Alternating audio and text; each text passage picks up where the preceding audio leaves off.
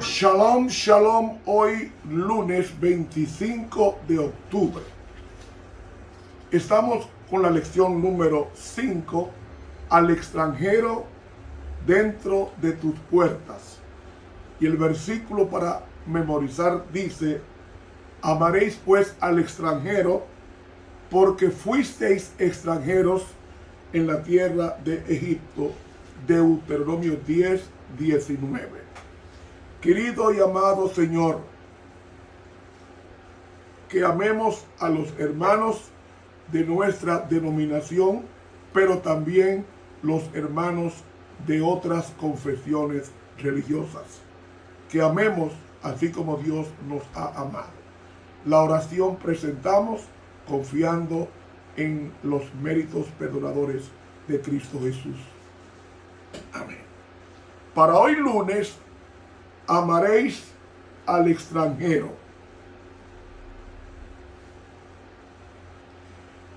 Continuemos con la lectura de Deuteronomio, el capítulo 10, que es el capítulo que estamos considerando. Ahora los versículos 16 al 19. Circuncidad pues el prepucio de vuestro corazón, y no endurezcáis más vuestra cerviz. Porque Jehová vuestro Dios es Dios de dioses y Señor de señores, Dios grande, poderoso y terrible, que no acepta persona ni toma cohecho, que hace justicia al huérfano y a la viuda, que ama también al extranjero, dándole pan y vestido. Amaréis pues al extranjero, porque extranjero fuisteis vosotros en tierra de Egipto. Bien. ¿Por qué Dios nos manda a amar al extranjero? Dios no nos va a pedir algo que Él no haya hecho. Y el mejor intérprete de la ley y el mejor intérprete de Dios es su propio Hijo Jesucristo. Donde Cristo enseñó a amar al extranjero. Vaya conmigo a Mateo capítulo 5. Mateo capítulo 5. Comenzando en el versículo 43. Escuchen. Oísteis que fue dicho: amarás a tu prójimo y aborrecerás a tu enemigo. Esa expresión fue añadida por los rabinos.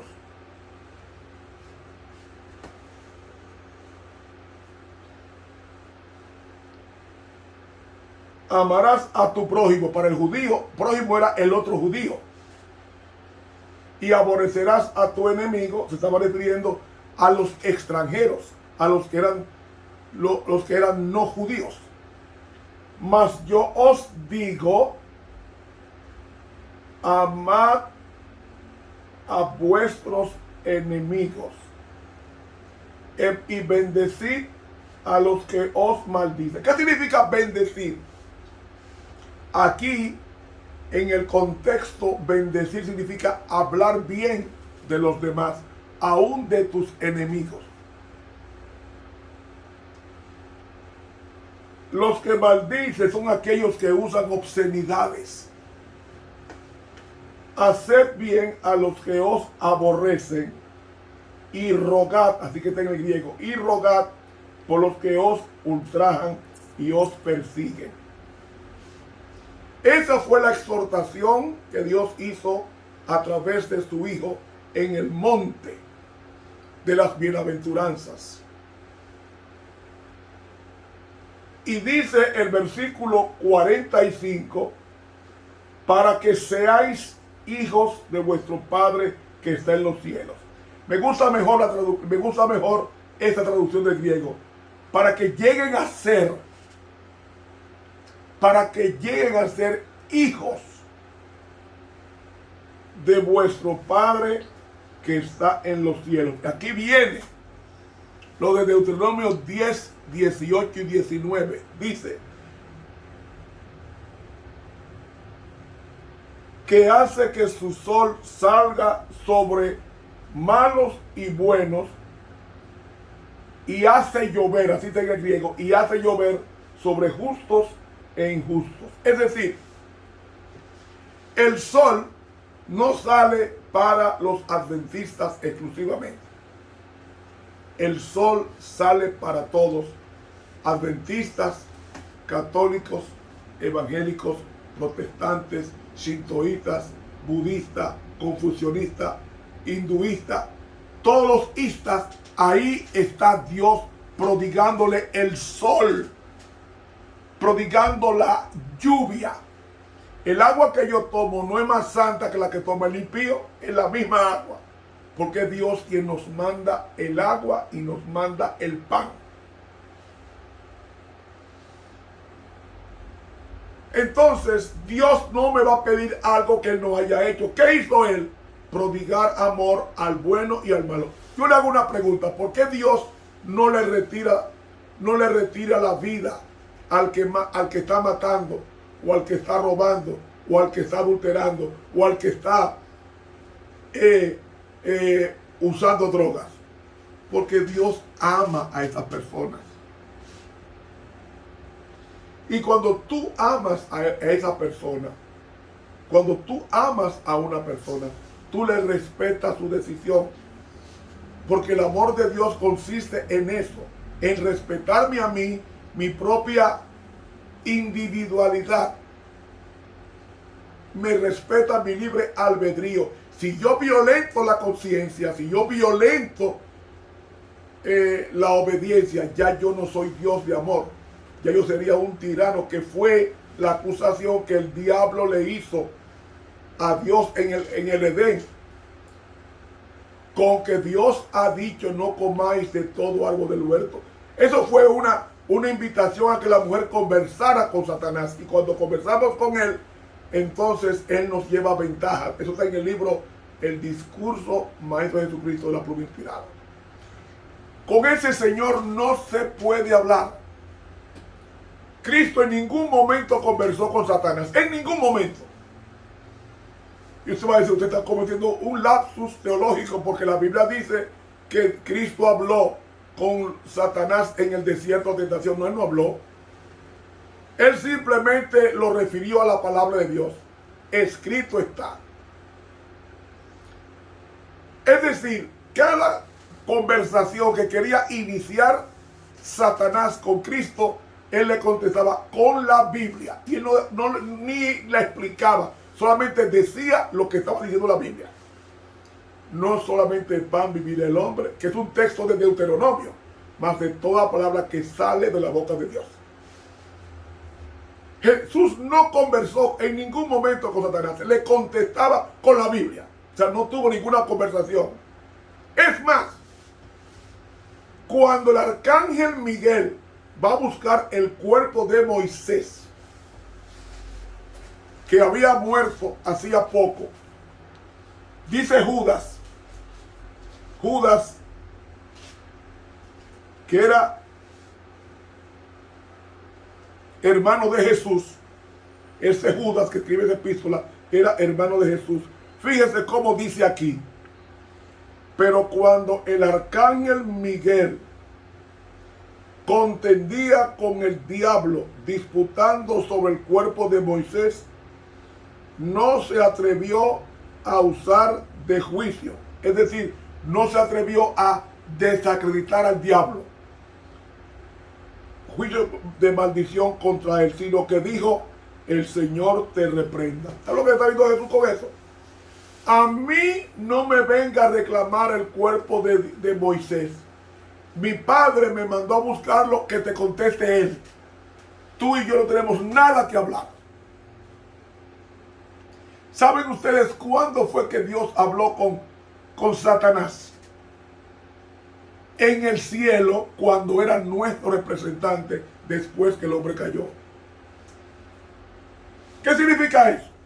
Lo que significa es, textualmente, que cuando, por ejemplo, cuando el hombre cae en pecado, toma el asiento, el trono de Adán, y él nos representaba en el cielo.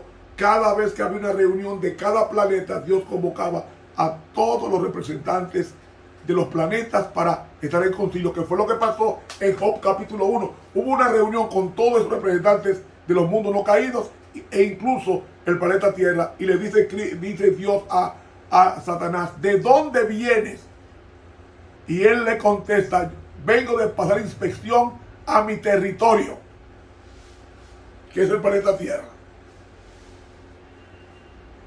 Es ahí cuando Dios habla con Satanás en los concilios celestiales como representante de este planeta hasta que Cristo murió en la cruz. A partir de ahí, ese trono de Adán lo está ocupando Cristo en el cielo, para devolvérselo a Adán después que terminen todas las cosas y Dios le pegue fuego a Satanás y a sus secuaces. Ese planeta volverá a ser en forma presencial de Dios, donde va a gobernar y le va a entregar el trono o devolver el trono a Adán. Eso está en el Espíritu de Profecía. Y después os voy a enseñar. Son ideas que me vienen del Espíritu Santo que me recuerda esas citas que yo he leído. Pero lo dice bien claro el Espíritu de Profecía. Entonces, hermanos, él solamente hablaba. ¿Recuerdan ustedes cuando el rey Acab, en 2 Crónicas 18, que Dios habló con Satanás? ¿Dónde? En el cielo, como representante de este planeta. Míralo aquí, 2 Reyes, capítulo 18. Y el versículo dice aquí: y Jehová dijo: ¿quién engañará a Acab, rey de Israel? Versículo 20. Mas salió un espíritu que se puso delante de Jehová. ¿Dónde? En el cielo.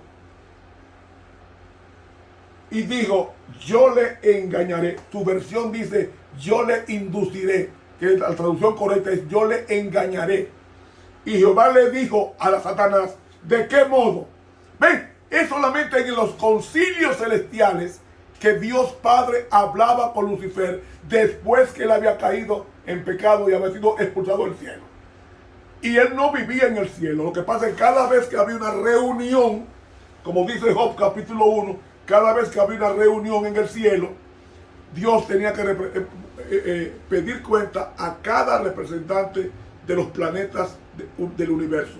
Y el representante de este planeta era Lucifer, en vez de Adán. ¿Por qué Lucifer? Porque había hecho caer en pecado a Adán, y al caer en pecado a Adán, Adán había perdido el reino, y entonces su reino se lo entregó a Satanás como nuestro representante en el cielo. Cuando Dios invitaba a esa reunión, no era que Satanás estaba permanentemente en el cielo, sino cuando había reunión. ¿Y cómo lo sabemos? Porque Job capítulo 1 lo dice: y un día vinieron los hijos de Dios a presentarse delante de Jehová, entre los cuales vino también Satanás. ¿Por qué estaba? O sea, cuando dice vienen, es porque no viven ahí. Ellos fueron invitados a esa reunión. Y ahí vino el representante de ese planeta, Satanás. Y es cuando Dios habla con él, es cuando está como representante. Pero cuando cuando la reunión termina, él sale del cielo y viene a la tierra a seguir tentando y molestando y contrariando los planes de Dios. Entonces,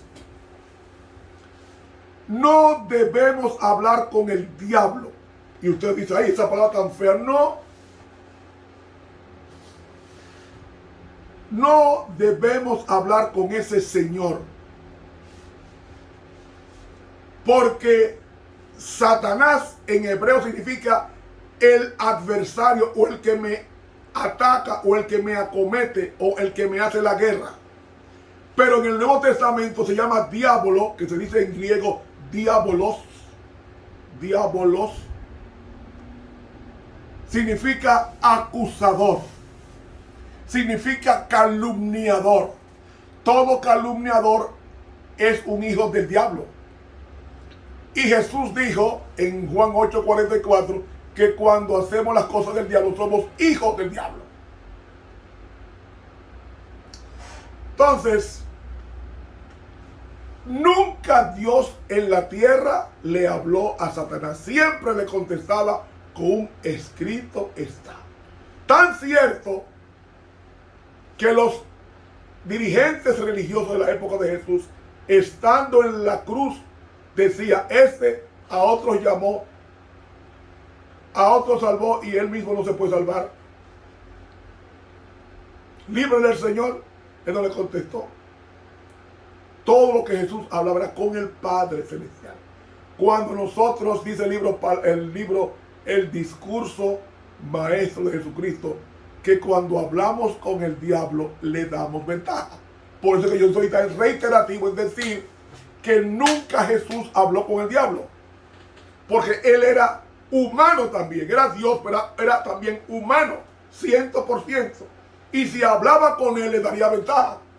¿Qué hizo él? Le contestó con la palabra de Dios. Escrito está, no solamente de pan vivirá el hombre, sino también de toda palabra que sale de la boca de Dios. Yo hago una pregunta. ¿Qué se llevó Moisés al monte Sinaí? ¿Un plato de pan con vegetales? No. Moisés se mantuvo 40 días sin comer y no tenía hambre porque estaba en íntima comunión con Dios. Así como Jesús, que se pasó 40 días y no sintió hambre hasta que terminó el ayuno. Así lo dice Marcos. Él no se pasó 40 días con hambre, no. 40 días y después le vino el hambre. Y ahí vino la tentación. O las 3 tentaciones. Y la última fue, apártate de mí, Satanás, que escrito está. Al Señor tu Dios adorarás y a Él solo servirás. Todo lo que Jesús hacía era en base a la palabra de Dios. Si tú quieres vencer a tu enemigo, tú tienes que vencerlo con la palabra de Dios. Entonces Dios no nos va a mandar a hacer una cosa que Él no haya hecho primero. ¿Y qué dice aquí?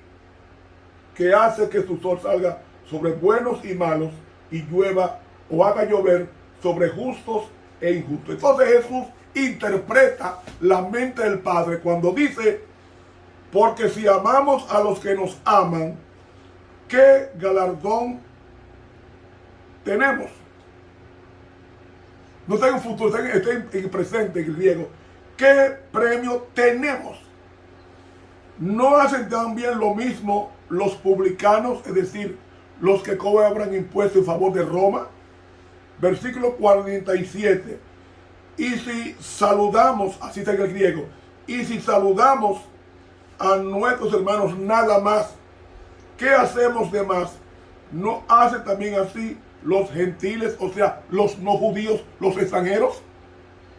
Entonces, el versículo 48 no está en el griego en forma imperativa. No dice, sed vosotros pues. No, dice, serán, cuando hagan eso, amar al prójimo como a ti mismo y amar al extranjero como a ti mismo. Entonces serán.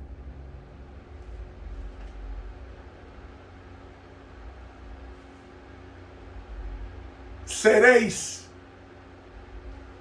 pues vosotros perfectos como vuestro Padre que está en los cielos es perfecto.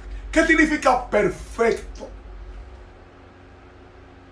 Ahí está usando la palabra teleioi. Perfecto significa una obra acabada, que no hay que agregarle nada. La Mona Lisa es una obra perfecta. No hay que agregarle nada. El David de Miguel Ángel es una obra perfecta, acabada, pulida, sin poderle agregar nada. Es decir, la palabra teleios, que es consumado, o sea, cuando se termina la obra, cuando la obra de Dios es perfecta, no es en el 6º día, es en el séptimo día que la obra es perfecta. ¿Por qué? Porque el séptimo día dijo o dice quién es el autor de esa pintura, si fue Van Gogh, si fue Leonardo da Vinci, si fue Rafael.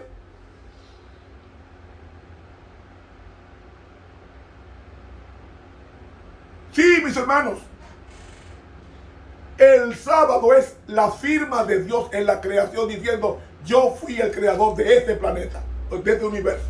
Entonces, ser perfecto, según la Biblia, está vinculado,